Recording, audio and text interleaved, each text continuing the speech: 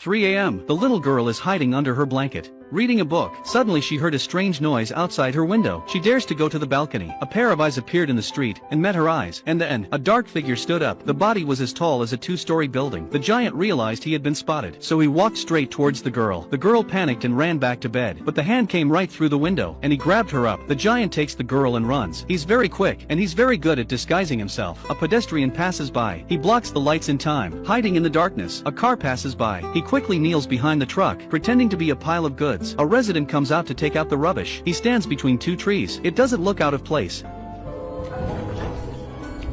The giant runs through the field, a big jump across the road, sprinting hard, just a big gust of wind. He carries the girl, across the mountains and the sea, and through clouds and lightning, at last, to a great cave, in which there were all sorts of strange and unusual objects. The girl is hanging from a branch with her blanket. She peers out. Over here, the giant is sharpening his knife. Over there is a window. The girl tries to escape, climbing along the tree trunk, just as she pushes the window open, only to be catapulted into a pan by a giant. The girl is terrified. Where am I?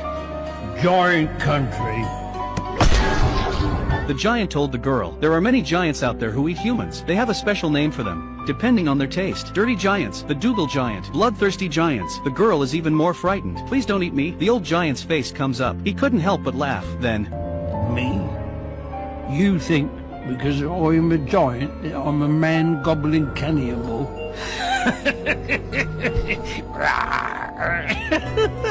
and then the old man, while eating the big, slimy-looking pumpkin, while explaining to the girl the reason he had brought her here, not because he wanted to eat her, but he was worried that if she saw him, to spread the word of the giant's existence, and that their mysterious race would be exposed. When the girl learned that the old man was not a bad man, she was immediately emboldened. I will run away. The giant grabbed the girl, said it was dangerous outside, without his permission. Don't run away without his permission. Then he put the girl in the watchtower of the sailing ship, and let the girl sleep in it at night. However, after she had fallen asleep, the old man went through the cave, to the waterfall, pulling the lever. A bridge was built. He came to his workshop, the colorful things in bottles and jars, all human dreams. He takes down a jar, red, meaning that it contained nightmares. Then he tinkers with it. He holds it above his head, and shakes it around. The girl suddenly woke up, to find the old man lying on the deck, sleeping soundly. She unfastened the bolts that held him in place. She poked the window open with the mast. The girl managed to escape, running through the grass taller than she was. Suddenly, a large hand breaks out of the ground, and blocked the girl's path. The girl screams for help, and the giant old man not far away, but chose to sit back and do nothing, and let the girl be grabbed high in the air, next to fall into the mouth of the abyss.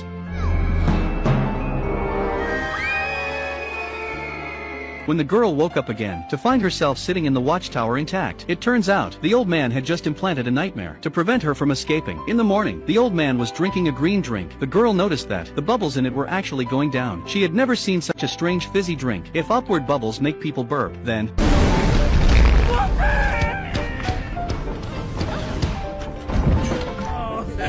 The old man was happy, but the loud farting sound attracted an unwelcome guest. The giant smelled a man's scent. Looking around, the girl was in a hurry. She got into the big pumpkin on the table.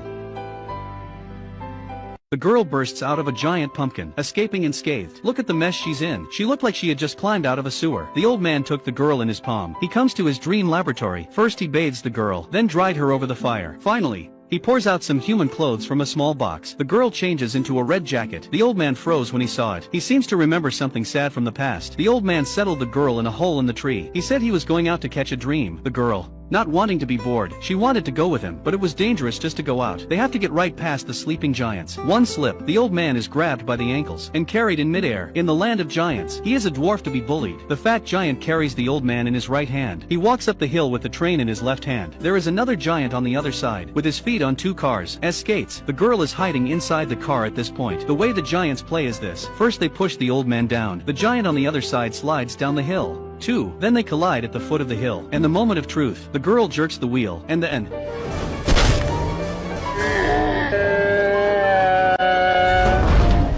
For a moment, I don't know who to feel sorry for, and just then, the sky was covered with dark clouds, and soon it was raining heavily, and the giants were so afraid of water that they took refuge. The old man took the opportunity to put the girl in his bag and, finally they set off on their way. They followed the ridgeline, through the clouds, they walked from day to night. At last they arrive in the fantasy land of dreams. The old man accelerated to a run, and plunged into the river, straight into another world. The girl follows the old man's lead, jumping into the river. Gravity is instantly reversed. The old man turns the girl upside down, meaningfully.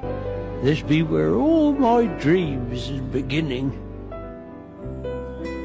Here, the old man finds a very rare golden dream. He took his dream net, but he couldn't catch it until it slowly stops in front of the girl. Only then did the old man catch it. Then, the two of them come to the human world. Dream catching is only the first step. Now all they have to do is to blow the dream. The old man puts the dream into a tuba. He blows into the sleeping boy ad. The blue dream enters his brain with his breath. That night, the boy had a particularly satisfying dream. On the way back, the old man noticed that the girl's snug blanket was missing, and that it would surely be smelled by the other giants. That meant that the giants knew of the girl's presence. To be on the safe side, the old man sent the girl back to the orphanage where she had been, saying that once a little boy had become his friend too, but the boy was eaten by the giants. The old man doesn't want this to happen again. The girl is very sad. She didn't want to go back to the orphanage, even if the giant was dangerous. She was not afraid. The old man had a soft heart. They returned to the land of the giants, discussing how to stay out of sight. But just then, the giants smelled them all and broke in, rummaging through the cupboards looking for the girl, shattering all the dreams the old man had been catching for years. So, the old man, who had always held his tongue, finally exploded. First he attacked with fire, then with water, and then the water. The giants were driven out, but this was no way to go on. So the clever girl came up with an idea to get rid of them once and for all. I have a plan. The plan. We are going to the Queen. The dream-blowing giant is creating a nightmare for the Queen of England, which will involve a horrific scene of a group of children being eaten by a giant. Then, an army of humans arrives to surround the giants. In the end, old man put the girl and his own image and put them all into the dream. The nightmare that was made, put into a blender converted from a bicycle. The dream elements are mixed together. Once the dream is complete, the old man and the girl sneak into Buckingham Palace, outside the Queen's window, blowing the elaborate nightmare into the Queen's head. Soon, the Queen woke up from her bed. She thought she was just having a nightmare, too, but then the secretary discovers that children had really gone missing from the orphanage, and that the little girl who had appeared in the dream was now standing on the windowsill. Even the giant was real. The Queen now has to believe that there were giants who ate children. Although the old man's presence frightened the people, he was nevertheless treated as a guest of honor. He was treated with great hospitality. The waiter used a ladder and served the old man a sumptuous meal. It was as good as he had ever tasted. Soon afterwards, the senior British generals arrived in droves. The old man showed them the location of the land of the giants on the map. In 10 hours, they were to surround the giants with troops. In return, the old man poured a glass of homemade sparkling water for all present, including the royal dogs. After drinking it all in one go, everyone's stomach is full.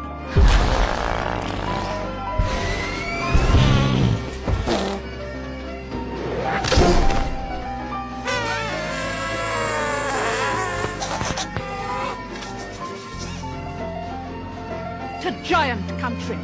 The Queen sends out her air force, led by the old man, arrived in the giant country in the evening. Before the action, the old man created nightmares for the giants, to make them realize that it was wrong to eat people. But when it was done, the old man realized he had left his dream-blowing trumpet at Buckingham Palace, so without saying a word, the girl jumped straight into the giant pile with her nightmare in her arms. But she accidentally woke up one of the giants. The girl smashes the bottle and gives the rest of the giants a nightmare. When they woke up, they all woke up and regretted eating people. But only the boss of the giants was so determined to change his ways. He clenched his fists. He was about to hammer the old man. Then the helicopter appeared in time too. The helicopter appeared just in time to tie the giant's wrists. The special forces are parachuted down with all the vigor of a battlefield. One by one, the giants are caught in a net. They were hoisted into the air. Then, the Air Force dropped the giants on a deserted island surrounded by sea. Then a pile of giant pumpkins and seeds were dropped by air.